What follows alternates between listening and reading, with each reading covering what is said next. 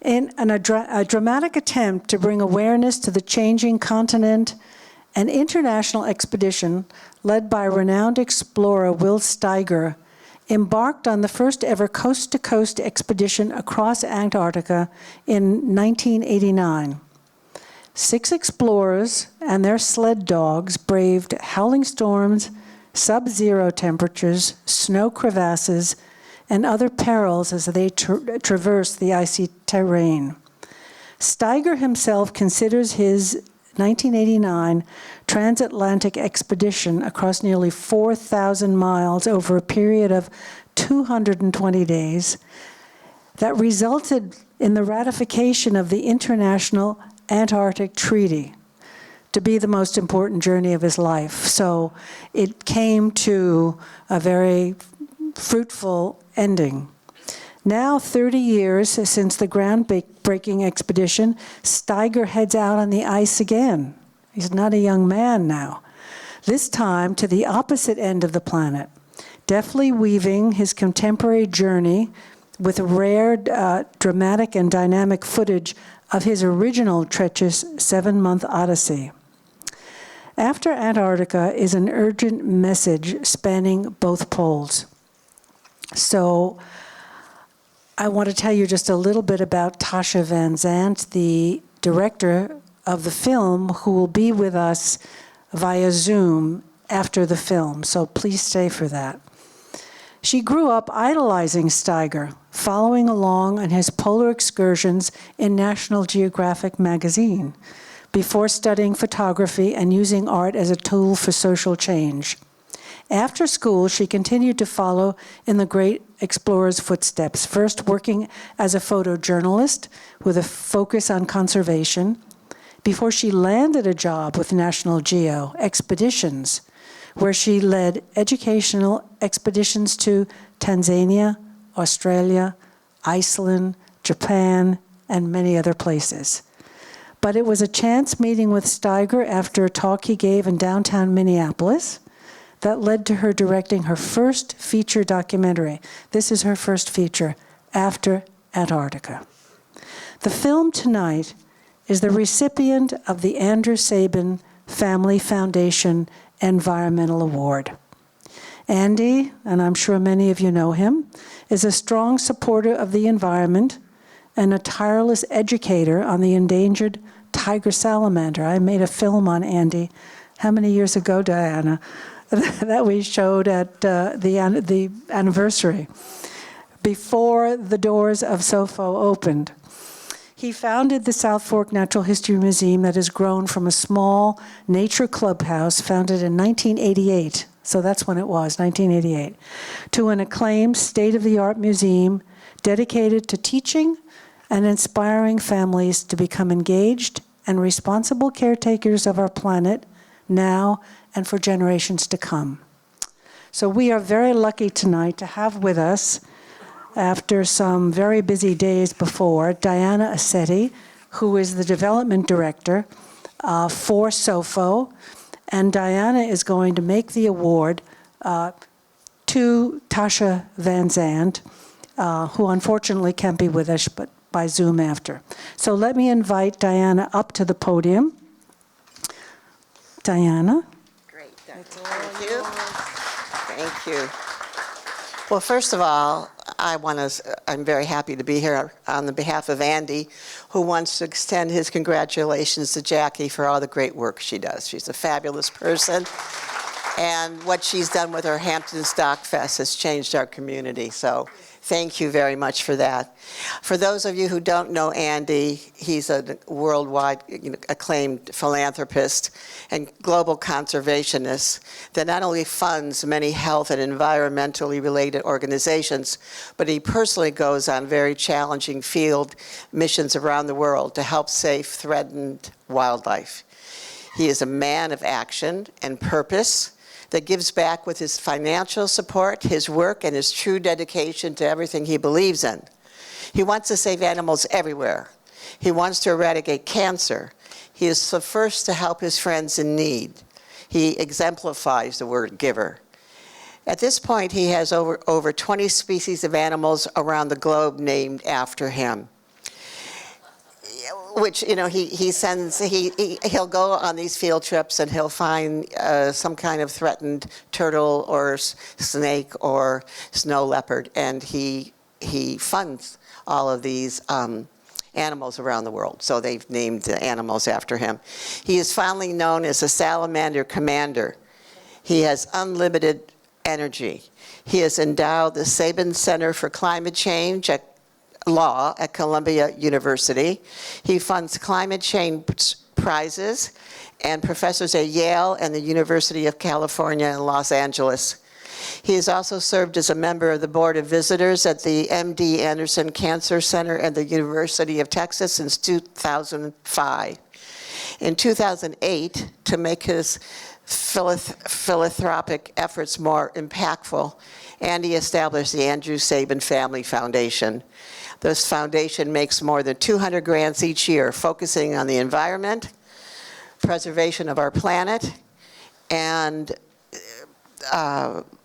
funding cancer research at the MD Anderson Center and also Memorial Sloan Kettering Cancer Center.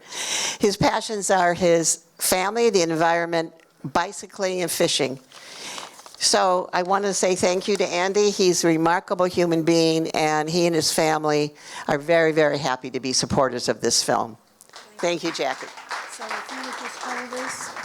You hold that. Yeah, and You just take say that. Congratulations, Tasha. Congratulations to Tasha. Fabulous work. Hi everyone, I'm Tasha Van Zandt, Director of After Antarctica. Thank you so much for this incredible award. We're so grateful to you all, and thank you so much for all of your support. And thank you so much to Will Steger for sharing your story with us all.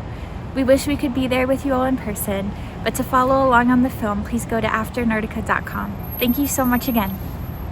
Hello. I hope you can hear the applause. Oh, I wish Massive- we could be there with you all. Well, it's great to have you here with us, and thanks for the message ahead of the film, thanking for the award. But I want to get right to a couple of questions about this film. It was beautifully put together, and over, how long did it take you to make it? It has been a long journey. We met Will Steger about 8.5 years ago, and then started full-on production around 4.5 years ago. So an expedition in itself. And you have a personal relationship with him before you started working with him. Is that true? We met around 8.5 years ago and started doing short form documentary pieces.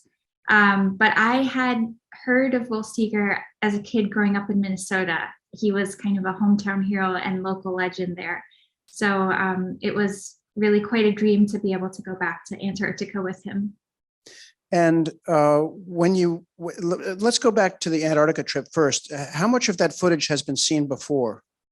So very little. The expedition in itself, it was very important to have that documented, in part for having the world watching. And so there was, footage that had been used in news and media broadcasts in France. But we had around 35 to 40 hours of raw footage that we were able to utilize for this film, which was pretty remarkable. So there were so many moments that had never been seen before, and also so many moments of places that no one had ever witnessed before, and now no one likely will again. That's incredible. Now, on that original expedition, was there separate from the 6 crew members? Was there another camera crew along with them, or Yes. Or how did that work?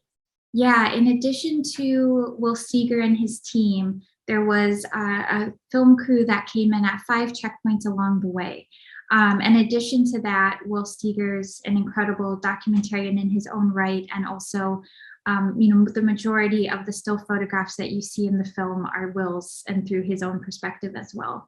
And you'll also notice that when we're in the past, in 1989 to 1990, all of the audio that you hear was actually from Will's audio journals. So each night in his tent, he would record these audio diaries of their day. So we really utilize that in the crafting of the past in this film. And that was very, very impactful, I would have to say. But it leads to another question I had, which is, now in his solo expedition, I put solo in quotes because obviously he had a camera crew with him, and that was you. And who else? Was you and a camera person, or how many people were there? Yeah, so it was a two-person team during the solo expeditions, and it was myself and Sebastian Zach, who was our incredible cinematographer and producer. And we worked as a two-person team, so both filming. I was primarily aerial cinematography. Sebastian was primarily on the ground. And we came in at the beginning and the end of Will's solo expedition. So he was able to have some time alone. And during that time, Will had a camera that we gave him to utilize. So a lot of the footage that you see, that's more of those intimate moments where Will's filming through his own lens, was important to us to utilize as part of his eyewitness story. So he would set up a camera to take pictures of himself during his solo expedition. So the footage that you see, we only used a little bits and pieces throughout, but it has a different, it's around like 4:3. That footage was through Will's camera and lens. So when he's kind of doing like the selfie mode videos, and those is when he was entirely on his own. Okay. But back to the issue of his own voice during the Antarctic expedition. Now, did you do audio interviews with him to lay over the pictures of him on the solo expedition? Because that's mostly done in voiceover. Yes. So when were those interviews done? Yes. So anytime you're in the present, we're entirely in the present. And anytime you're in the past, we're entirely in the past. So we conducted numerous interviews with Will over the years. But for the solo expedition, that was largely based on interviews that we conducted with him, whether right at the beginning of the expedition or at the end of the solo expedition. Okay, so that wasn't a separate time interviews about him reflecting on his life or other things. That was during the beginning and end of the expedition, sort of. Yeah, and we also conducted interviews with Will at his homestead and his cabin, which we utilized throughout the film as well. But in terms of the approach with interviews, we earlier on in our stages had interviewed so many remarkable people about Will's life and his journey. But once we were crafting the film, we felt like we really wanted this to be through Will's own voice and his own eyewitness story, to unfold almost more like a memoir. So that's why it's primarily all through Will's voice. Well, it did. I think it was really effective because it did come across as a memoir piece. And I think it was really, really beautiful the way that you married those interviews to the images that were there. You said you're in charge of aerial photography. Now, was that drones mostly? Yeah, we mostly use drone cinematography, and then in the Antarctic, we also had a fantastic team member, Ross Weinberg, who also helped us on the ground. And that was a feat within itself because it's very rare to be able to have access to do aerial cinematography in Antarctica. So a lot of pre-production and permitting and getting everything in place. That's and from other documentaries we've seen here at this festival and around the world, it does seem that the drone aerial photography has kind of changed the world of documentary filmmaking. Would you say that's true?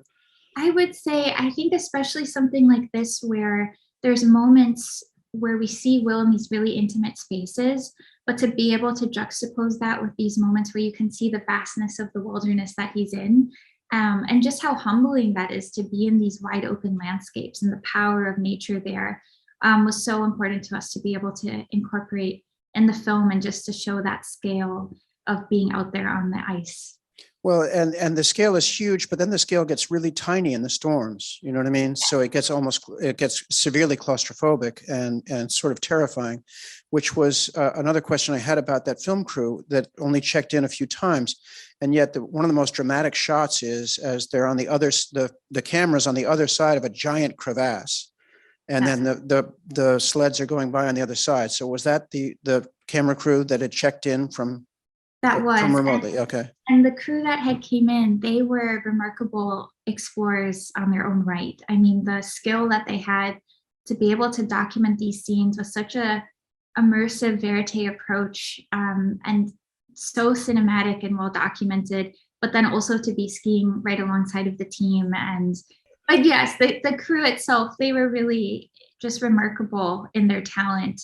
To be able to go through that footage has been just such a treat and a gift. we've had a lot of really amazing days in the archives going through everything. Well, and just to the point of you, and you were a writer of the way this played out, and so was Sebastian Zech. Is that correct?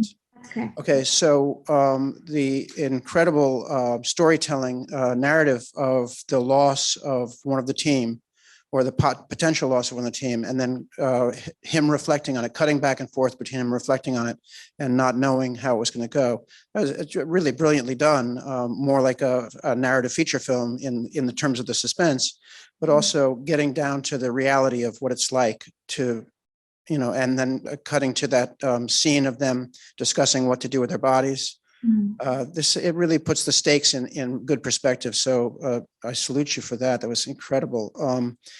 The other thing I wanted to say is that nature center, that incredible building, which has been referred to, I think, in some interviews as a pyramid.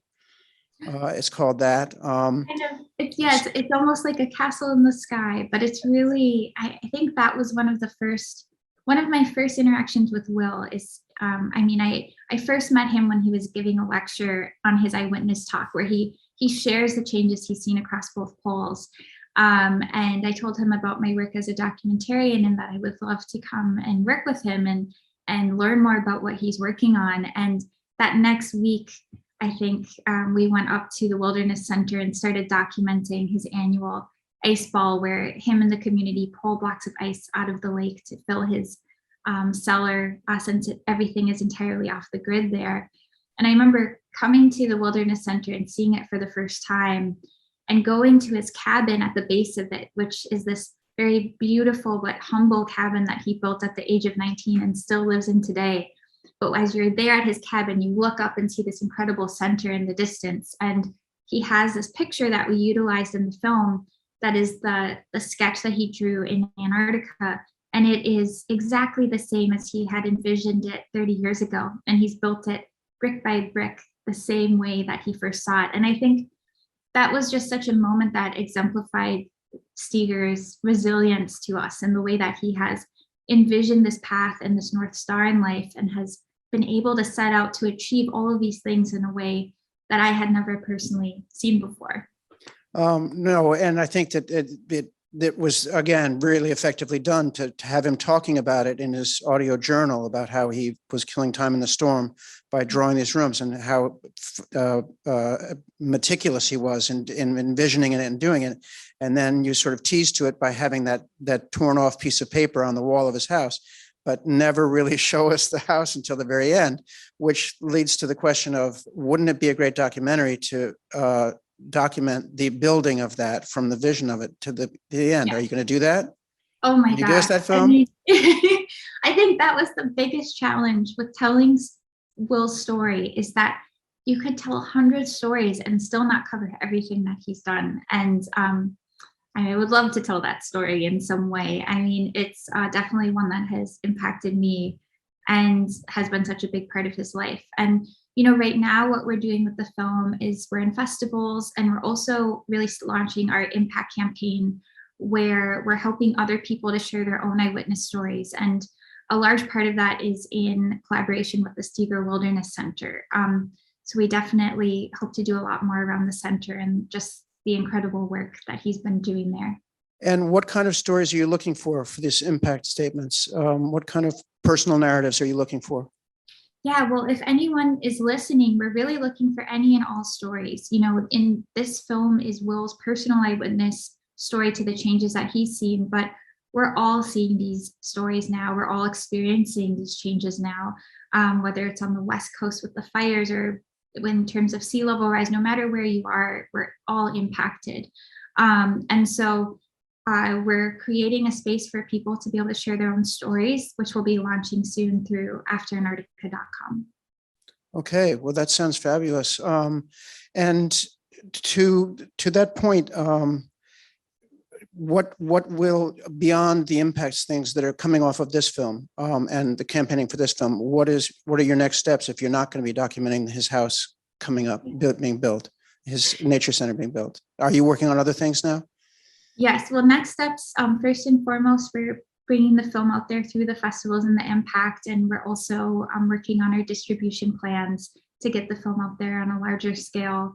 But then in addition, I'm in development on a few other projects, but all very rooted into this narrative of our personal eyewitness stories. And I'm very drawn to these stories of people really facing that power of nature in a personal way, because I think that the more personally we can experience the loss of ice shelves, the more personally we can connect to what that means. I mean, I think for so many of us, when we hear about the changes in a place like Antarctica or the Arctic, or no matter where it is in the world, it's something that can feel so foreign and remote. But when we have that firsthand story and perspective and adventure, and can see those changes firsthand, it really helps us all become stewards of these places. So that's kind of a lot of the projects that I'm working on right now in earlier development. Well, I think it's absolutely beautiful, and you've done this work before because you worked originally for National Geographic, doing educational tours. So it was along the same veins, yes?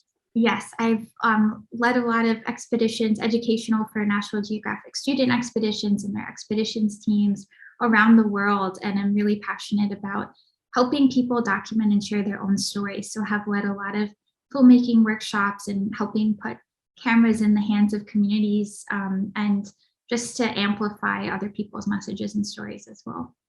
Yes, because especially with someone who's got as profound a message as Will does, but it is through exposure to things that we don't know firsthand, like expeditions across Antarctica, but also solo expeditions, even just in our own backyards, to be alone with nature, to understand what that is. If we can hear other people's narratives, that might put us a little more in touch with it, make the issues a little more immediate for us. And I think you've done a beautiful job of that. So I thank you so much. I don't know if it's possible for me to relay questions. If anybody has a question, you can ask me and I can make sure she hears it.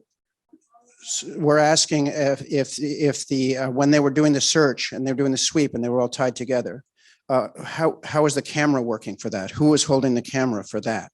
So the camera team actually came in just a few days before the finish line, which is when that took place. So the camera team was there to document them on their journey on what seemed like it would be a breeze to get to the finish line. And then the storm rolled in. Yeah, so well, that's what he said. The camera team was there to document all of that, which was pretty stunning to see in the archives, and just it moved us beyond words to hear that moment when they find Keizo, and you can hear the audio journal.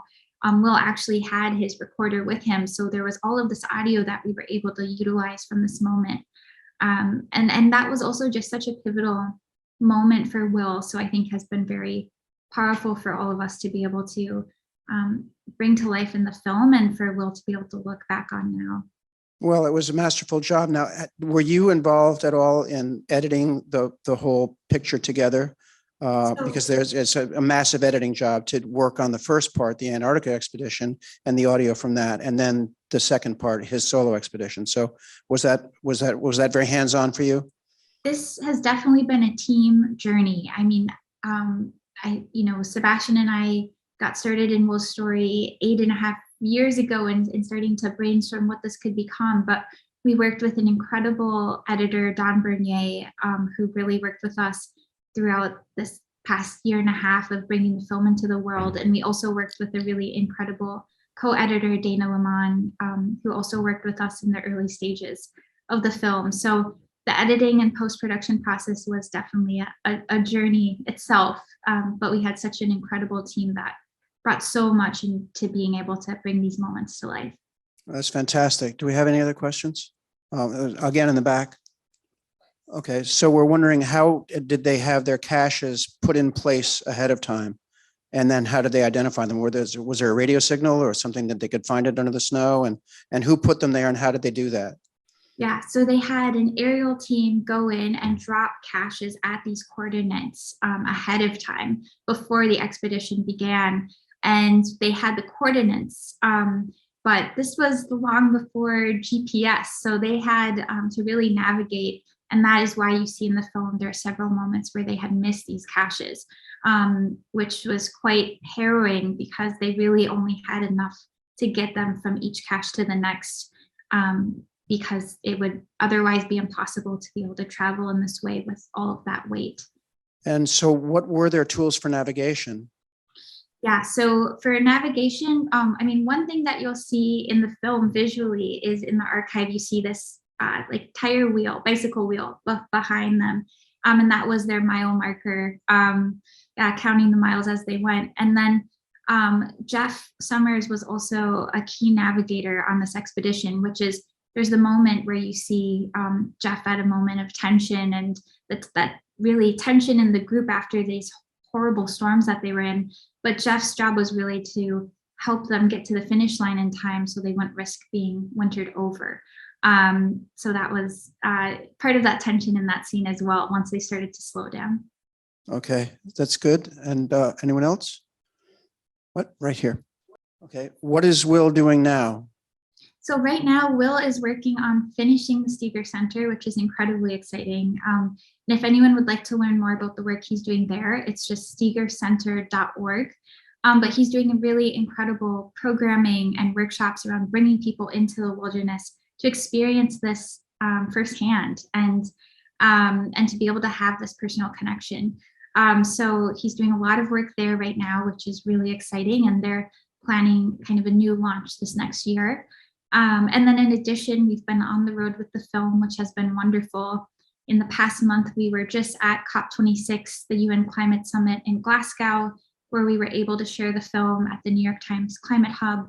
And then we just got back, Sebastian Zech, Will Steger, and I, from Antarctica, where we did a very special screening of the film and a broadcast from the film of the film as well from Antarctica. So we just got back this last week. So now he's back in Minnesota. Well, congratulations on doing that. And I think that the impact of the film is tremendous because having seen them go across the Larsen Shelf and their route across the Larsen Shelf, and it's like a serious gut punch at the end when that's all open water and beautifully filmed. So congratulations on that. Do we have other questions? Anyone? Oh, wait, another one in the back. So it was made clear at the beginning of the film that this 6-person team had the cooperation of all the countries except for the US. And so did Will go on his own as a representative of the US, and the Russians sort of made the trip possible. And then he was signed on as a representative of the US, but a renegade because. Yes, that's okay. A great question. Yeah, to clarify, Will really, he saw this opportunity to really take a stand almost as a rogue representative of the United States and really as an activist. And the hope was that by drawing world attention to this expedition and to his own roles taking a stand for the United States, that they could get the US on board. And at the finish line, they were, this is one piece that's not in the film, but they were actually greeted with a telegram from George Bush I that stated this was the greatest example of international cooperation that he had seen. And then within the next year, the treaty was reinstated. Yes, and even though he sent the telegram, he voted against the treaty at the first place. So yes, so there's still resistance, and resistance. one can only speculate why the U.S. was resisting the right to drill for oil at the yeah. So yeah, we don't have to go there. Yeah, I would say I think when we really started about 4.5 years ago, when we started the full-on production, we felt in so many ways, it felt like history repeating itself with the Paris Agreement and just really looking at where we are now in terms of the climate crisis and our stance there. So that was important to us to bring to life through this film. And yeah. Well, I think you've done a masterful job, and I think that it's beyond belief that you were able to bring it to us. And good luck to Will and to you with all your missions. And what a great job you did. So thank you so much. Well, thank you all so much.